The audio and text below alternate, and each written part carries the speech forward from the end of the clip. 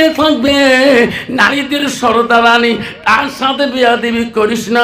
সঙ্গে সঙ্গে গাইবি তরফ থেকে কবর জবাব দিয়েছে, আবু যর চিক্ষুর দিস না, আমি কবর, আমি নবীর বেটিক চিনি না, আমি আলীর স্ত্রীকে চিনি না, আমি হাসান হোসেন মাকে চিনি না, আমি নারীদের সরদারানিকে চিনি না। আবু যর, ফাতেমা যদি নবীর বেটি হয়, আমল যদি ভালো হয়, আমার কবরের ব্যবহার ভালো পাবে। আবু যর, উনি যদি নবীর বেটি হয়, আমল যদি বিটিয়ে হয়ে যায়, আবু যর মনে রাখিস, ডান দিকের হার বাঁ দিকে চলে যাবে, বাঁ দিকের হার আমি কবর ডান দিকে করে দেব। আল্লাহ রসুল বাড়িতে জিয়া দেখেন হজরতে খাদিজাতুল কুবরা মন মলিন হয়ে বসিয়েছে। নবী বলছে, খাদিজা তুমি মন মলিন করলে আমি রসুল্লাহ বড় কষ্ট পাই।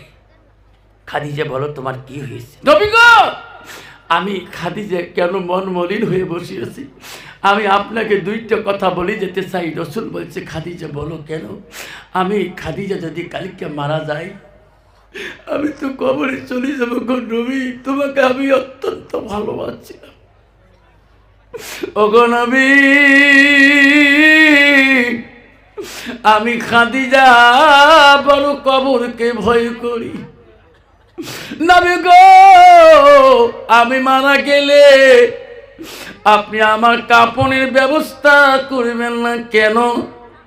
ওগো নবী, আমি তোমার কাছে আরজি করলাম, তোমার শরীরের কাপড় যদি আমার কাপড় হয়ে যায়, আমার খাদিজার কবরের মধ্যে আর ভয় থাকবে না। নবী গো, আমি তোমার মহব্বতের বিবি গো। ও নবী, আমার কথাটা আপনি মানবেন কি না? কিতাবে আছে রে, খাদিজা মরণের সময় চোখের পানি যখন ছাড়িয়ে দিয়েছিল, আমার রাসূলুল্লাহ নিজ হাতে খাদিজার চোখের পানিগুলো মুছে দিয়েছিল। খাদিজা রে, তুই কান্দিস না, তোর চোখের পানি নবী দেখলে সহ্য করতে পারি না। খাদিজা বল, আর কি বলার ইচ্ছা আছে? ওগো নবী, আমি খাদিজা কবরে গেলে আমাকে মাটি দিয়ে সবাই ভীত হয়ে চলে যাবে। ওগো নবী, আমি খাদিজা কেমন করে থাকবো? ওগো নবী, সবাই চলে যাবে, মনকের নকির আমার সহযোগ করবে। ওগো নবী, আমি খাদিজা কবরের মনকের নকির সহযোগ দিতে পারবো না। আপনি বিশ্ব নবী গো, আমার খাদিজার সওয়াল জবাবটা আপনি বিশ্ব নবী দিয়ে দেবেন। যেরকম সুবহানাল্লাহ, লাই তাকবীর। খাদিজাতুল কুবরা দুনিয়ার থেকে যাওয়ার পরে বিশ্ব নবী সবাই মাটি দেওয়া, নবীজি ওখান থেকে যাচ্ছে না, খালি ঘুরে করছে, খালি ঘুরে ফিরে করছেন। আবু বকর ওমরকে বলছে, রে রসুল যায় না কেন? ওমর বলছে, নবীজির মহব্বতের স্ত্রী, নবীজি খাদিজাকে এত ভালোবাসছিলেন। আল্লাহ বলছে, জিবরাইল, খাদিজার ওসিয়ত পূরণ করার জন্য আমার নবী দাঁড়িয়ে আছে। জিবরাইল যা, যতক্ষণ পর্যন্ত রাসূলুল্লাহ খাদিজার কবরের পাশে থাকবে অতক্ষণ মনকে নকি যাবে না। সুবহানাল্লাহ। জিবরাইল যা রে যা,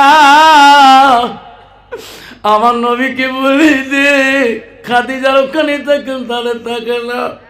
খাদিজার দলে নবী কান্দে রে জিবরাইল, আমি কথা দিলাম এইটু ভালোবাসার জন্য আমি আল্লাহ খাদিজার মনকে নকির সজবাব করতে দিলাম না। নাই থাকবে মা বোনেরা, আমার গো, ও মা, বিশ্ব নবীর আদর কলিজাতুল মনি ফাতেমাতুল জহিরা যেদিন কবরে যাবে, হযরত আলী ডাকমানি তার চাচা আবু যর গফফারিকে বলে, ও গো চাচা, তোমার বৌমা দুনিয়া থেকে বিদায় নিয়ে যাবে, রাতারাতি সমাধা করতে হবে, মারা যাবে। ও গো চাচা, তাড়াতাড়ি কবরটা খনন করো। হযরত আবু যর গফফারি ফাতেমার জহিরার কবরটা তৈরি করি। আবু যর গফফারি এই কবরের পাশে দাঁড়ে দাঁড়ে বলে, কবর রে, এই কবর তুমি জানো না এখানে কে থাকবে রে? কবর এখানে থাকবে বিশ্বনবী রহমাতুল্লিল আলামিনের বেটি। এই কবর খবরদার তুমি তার সাথে বেয়াদবি দেখাস না। আবার বলছে আবু যর, এই কবর এখানে কি থাকবে? এখানে থাকবে আসাদুল্লাহ গালিব, হযরত আলীর স্ত্রী থাকবে রে। এই কবর আলীর স্ত্রীর সাথে বেয়াদবি করিস না। আবার বলছে কবর, আমি আবু যর গফফারি বলছি, এখানে কি থাকবে জানো কি? এখানে থাকবে হাসান হোসেন আম্মাজান, তার সাথে বেয়াদবি করিস না। আর কবর এখানে থাকবে নারীদের সরদারানি, তার সাথে বেয়াদবি করিস না। সঙ্গে সঙ্গে গাইবি তরফ থেকে কবর জবাব দিয়েছে, আবু যর চিক্ষুর দিস না, আমি কবর, আমি নবীর বেটি চিনি না, আমি আলীর স্ত্রীকে চিনি না, আমি হাসান হোসেন মাকে চিনি না, আমি নারীদের সরদারানিকে চিনি না। আবু যর, ফাতেমা যদি নবীর বেটি হয়, আমল যদি ভালো হয়, আমার কবরের ব্যবহার ভালো পাবে। আবু যর, উনি যদি নবীর বেটি হয়, আমল যদি বিটিয়ে হয়ে যায়, আবু যর মনে রাখিস, ডান দিকের হার বাম দিকে চলে যাবে, বাম দিকের হার আমি কবর ডান দিকে করে দেব।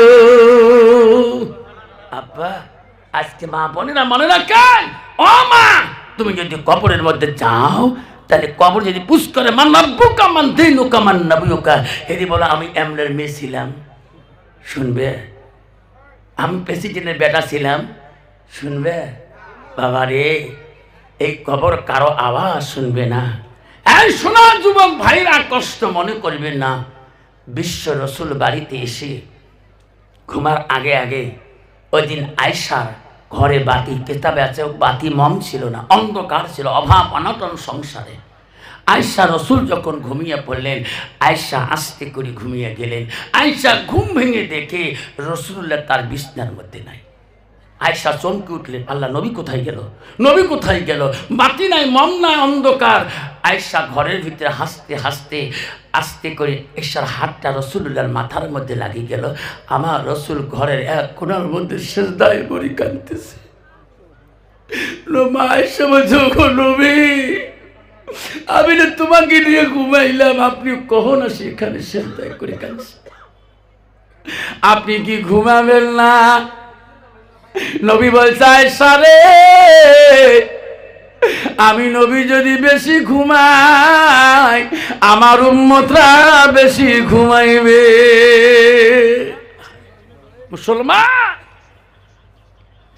তুমি যদি নবীর উম্মত হও রে মুসলমান, শুনে রাখো বাবা, আল্লাহ রাসূল বলল, লাইফ মেনুনা আদুকুম হাত্তা কুনা হাব্বাইলাইহি মিন ওয়ালিদিহি ওয়ালাদিহি ওয়ান নাস আজমাইন।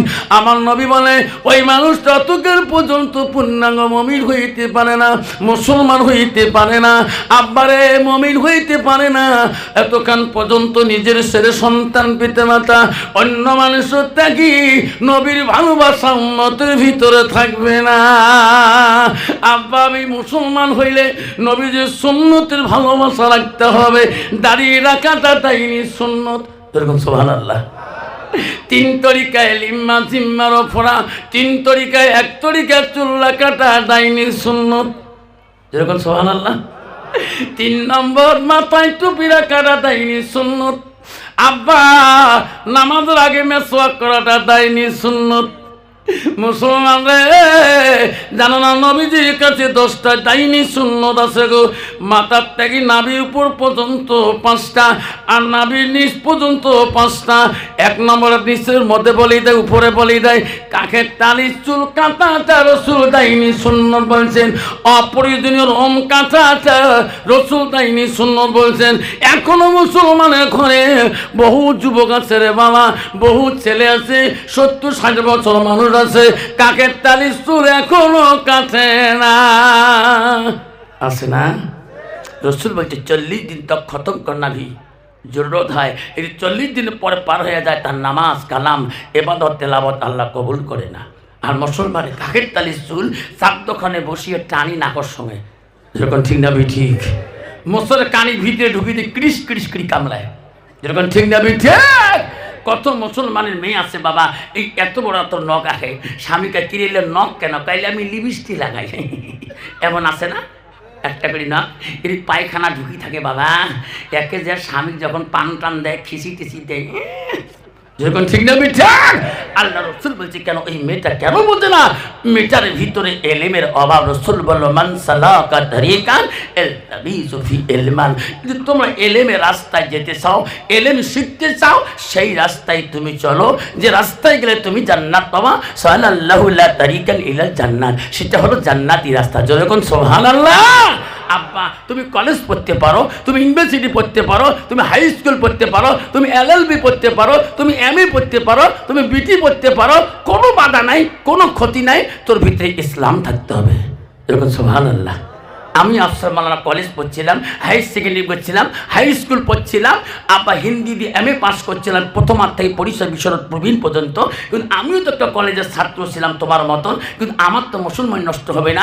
আল্লাহর কোরআন বলছে ইন্নাল মুসলিমিনা ওয়াল মুসলিমাত ওয়াল মুমিনিনা ওয়াল মুমিনাত। যেরকম সুবহানাল্লাহ। কিন্তু বাবারা শোনার চান না, কষ্ট মনে করবেন না। বর্তমান একদল দেখবেন বাবা, বেশিরভাগ স্টেশনে লেখা আছে শৌচাঘর।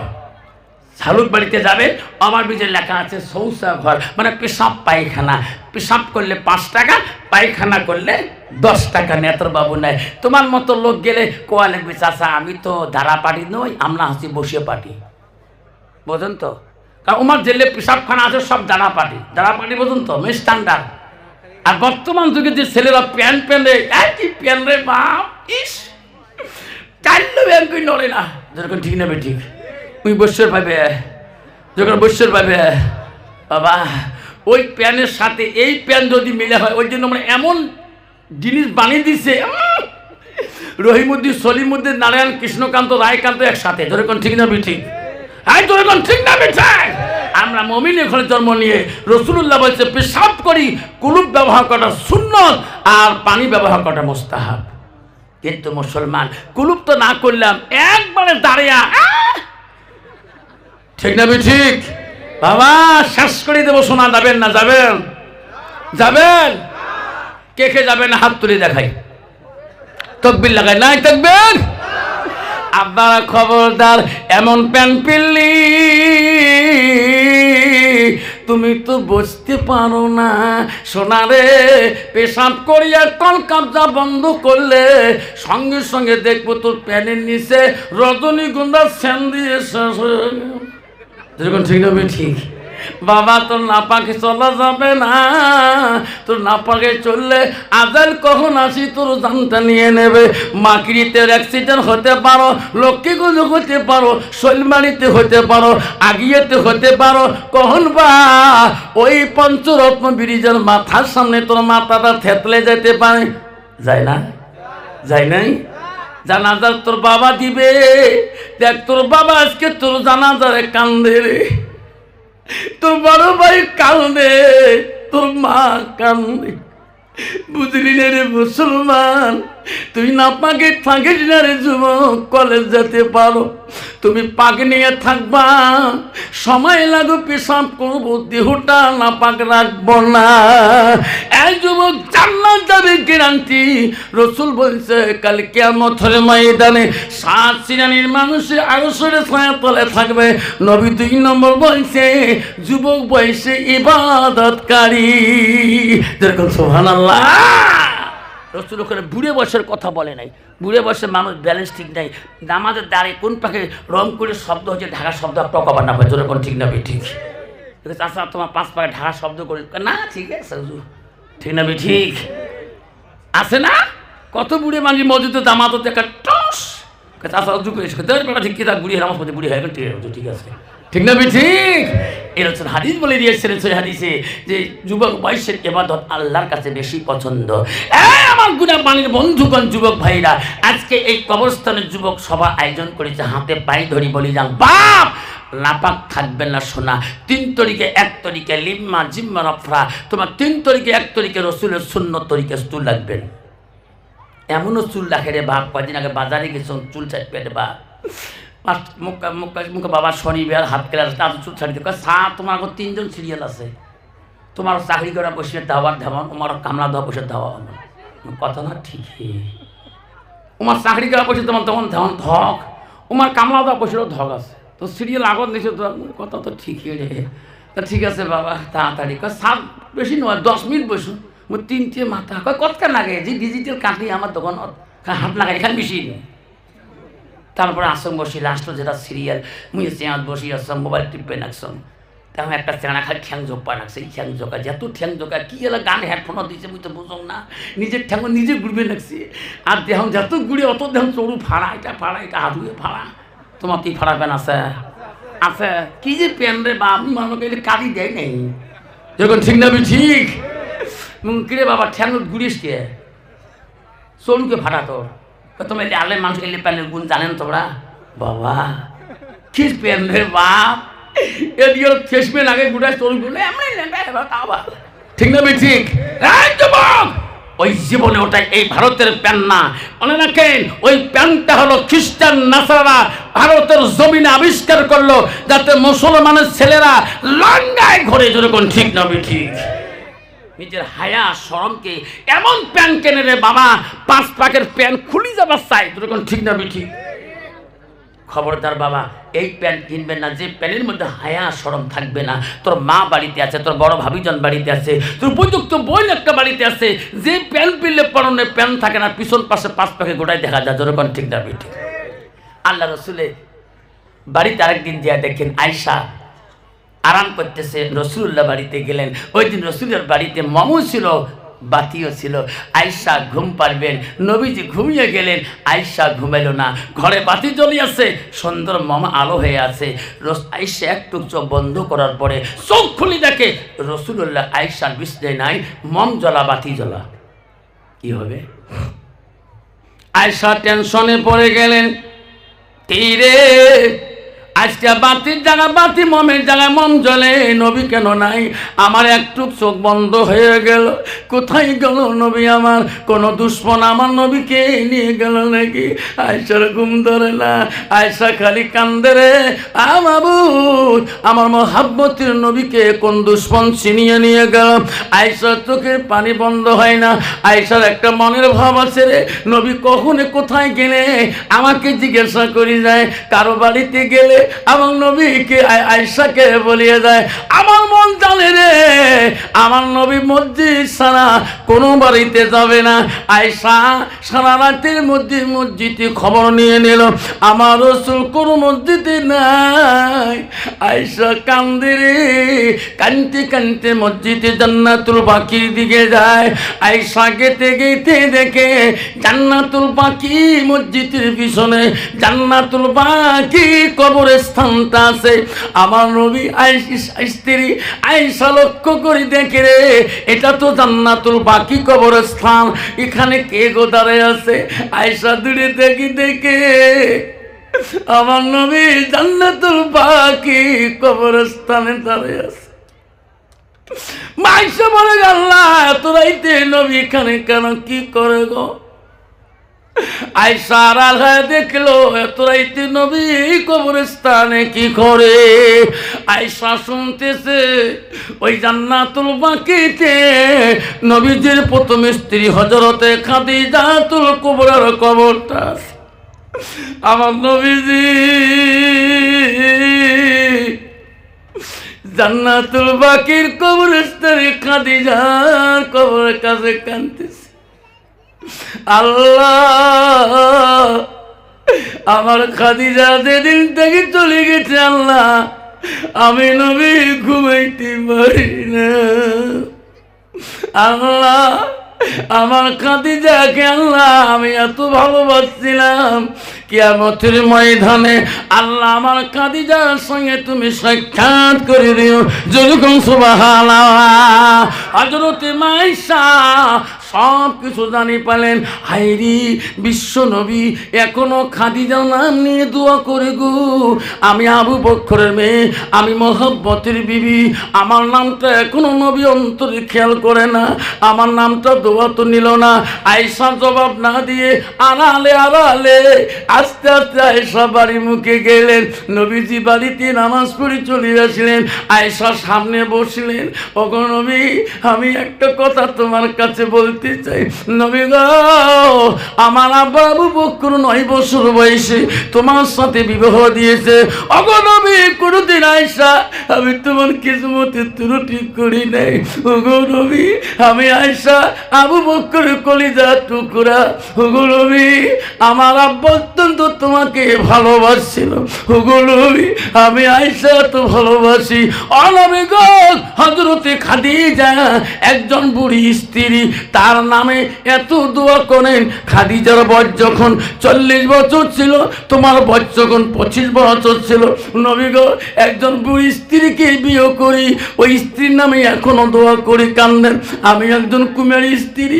ওগো নবী, আমার নামটা নিয়ে একবারও কানলেন না। নবী জবাব দেয় না, নবী কথা বলে না, নবী কান্দে রে, খালি কান্দে। আয়েশা বলে, ওগো নবী কান্দেন কেন? আপনি তো খারাপ কথা বলি নাই। সঙ্গে সঙ্গে আয়েশা আম্মা নবীর কাছে ক্ষমা প্রাপ্তি হয়ে গেলে, নবী আমার ভুল হয়েছে। নবী বলছে, আয়েশা মনে রাখো, ও আয়েশা, আমার খাদিজাকে তুই কেন বুড়ি বললি? আয়েশা রে, আমার খাদিজার বয়স 40 হতে পারে, আমার বয়স তখন 25 থাকতে পারে। আয়েশা, আমার খাদিজার কেন তুই আমার সামনে বুড়ি বলি? আয়েশা রে, আমার খাদিজার জীবনের একটা রাতের কষ্ট তুমি আয়েশা সারা জীবন যদি করো, এক রাতের সমতুল্য হবে না। আয়েশা, আমার খাদিজার জীবনে একটা দিনের দুঃখ তুমি সারাদিন যদি করো, আমার খাদিজার একদিনের দুঃখ সমতুল্য হবে না। আব্বা গো, শোনাচ্ছেন না? আমার রাসূল বলল, ইজা মাতাল ইনসানু ইয়ালকাতানহু আমালাহু। নবী বললেন, মানুষ মৃত্যুর পরে, মানুষ কবরে যাওয়ার পরে সব আমল বন্ধ হয়ে যাবে। আমার নবী বলল, ইল্লা বিসালাসাতিন, 3টা আমল কবরবাসীর জন্য বন্ধ হয় না। রাসূল বলল, সাদাকাতুল জারিয়া। আব্বারে, ও গুনাই পানির বন্ধুরে, আজকে ওয়াদা দিয়ে যাবেন। ও বাবারে, কার কার বাবা নাই, মা নাই গো, মারা গেছে। কার কার মা বাবা নাই, একটা হাতটা দেখাবে। কার কার দাদা দাদি নাই, একটু হাতটা দেখাবে। যুবরে,